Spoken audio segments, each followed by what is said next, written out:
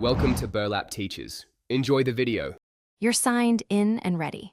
First, open Google Drive in your browser or app. Choose New, then File Upload or Folder Upload. Drag and drop is faster for multiple files, and the web shows progress so you can confirm completion. Make sure the file names are clear before uploading, because organization matters later. Once the upload finishes, create folders or move files to keep things tidy. This reduces mistakes when sharing. If the upload stalls, pause and retry or switch networks. Now set permissions so the right people can access your file. Right-click the item and pick Share, then use the Get Link section to choose Restricted or Anyone with Link. Choose Viewer, Commenter, or Editor depending on what you need. Viewer is safest for distribution. If you need control, add specific emails so only invited users get access and receive notifications. Once done, copy the link. Make sure to explain expected actions in your message when you paste it in email or chat.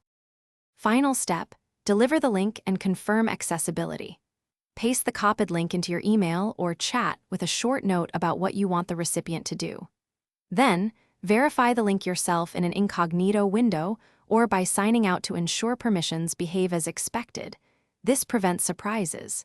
If someone reports access denied, revisit the share settings and either switch to Anyone with Link or add their email address directly. One troubleshooting tip: clear cached permissions or resend the updated link after changes. Thanks for watching. Consider subscribing if this video helped you.